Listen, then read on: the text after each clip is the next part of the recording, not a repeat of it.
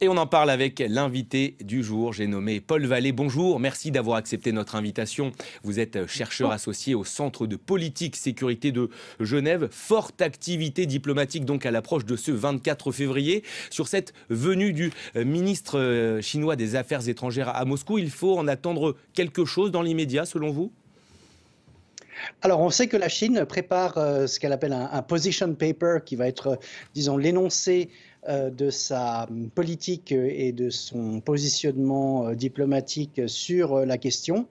On sait que c'est un papier qui a été préparé justement en avance du vote à l'ONU auquel vous avez fait allusion, qui doit marquer le premier anniversaire de l'invasion russe de l'Ukraine. On a entendu aussi ces derniers jours l'évocation d'une position ou de ce qu'on pourrait appeler un plan de paix, mais on ne sait pas encore en réalité quels seraient les contours de ce positionnement. Mais le fait que les États-Unis aient, via l'entretien entre M. Blinken et M. Wang à Munich, ont formulé cet avertissement à la Chine de ne pas entrer dans le stade de fourniture d'armes létales à la Russie pour alimenter son effort de guerre en Ukraine. Des informations qui semblent être en possession des États-Unis.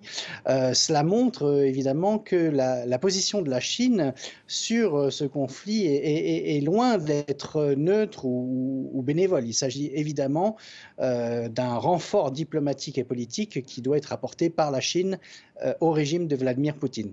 Justement, sur ces lignes sino-russes qui se rapprochent, c'est votre sentiment également?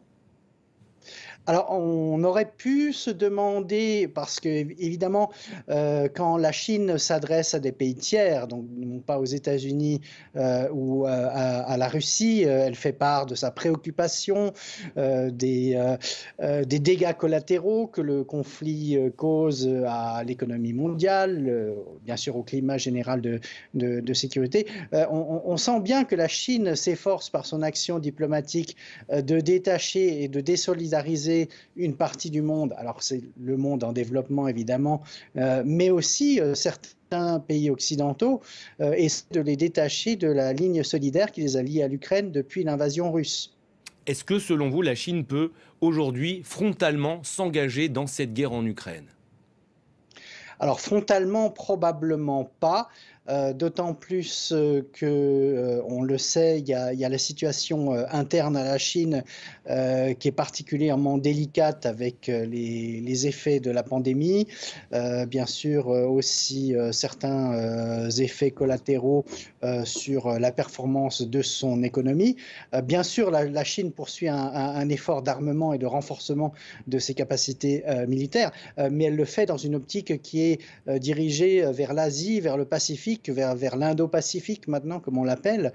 Ça n'est pas un effort qui était calibré pour participer directement à un conflit sur l'Ukraine, où évidemment les intérêts vitaux de la Chine ne sont pas en jeu. Mais il est clair que comme il y a un partenariat politique entre Xi Jinping et Vladimir Poutine, la Chine est à la recherche de solutions qui peuvent aider Poutine dans la situation où il s'est mise. Vous l'avez brièvement évoqué tout à l'heure, cette Assemblée générale des Nations unies qui se réunit ce soir. Finalement, on en saura plus sur l'état du monde en quelque sorte après le vote? Certainement, on va pouvoir, je ne vais pas dire compter les points, c'est un peu désagréable dans le contexte actuel, mais c'est vrai que ça peut être un baromètre utile à comparer à la résolution qui avait été adoptée dans les jours après la première invasion, donc il y a un an. On se souvient notamment d'un discours du représentant du Kenya à l'Assemblée générale qui avait particulièrement marqué les esprits. Ça n'avait pas empêché, bien sûr, un certain nombre de pays en développement d'afficher par l'abstention leur désintérêt de la question, qui porte pourtant évidemment sur la souveraineté d'un État attaqué par un autre beaucoup plus puissant. On va voir effectivement quels sont les résultats de cette année qui a vu tant de révélations, tant d'horreurs, tant de remises en cause du droit international, où se situent ces États à ce moment.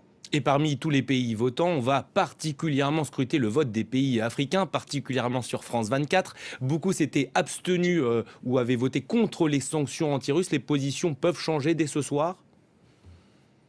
Alors, ce n'est peut-être pas encore le cas parce que, bien sûr, on sait que la grande préoccupation de ces pays était, en particulier, de ne pas souffrir les contre-coups économiques de la guerre, et notamment pour ceux qui sont dépendants des productions agricoles, tant ukrainiennes que russes.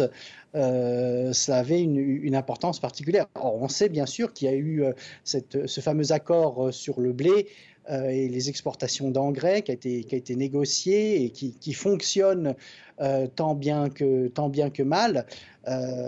On ne peut pas dire évidemment que les préoccupations de ces pays, on ne s'est pas efforcé d'y répondre par des solutions.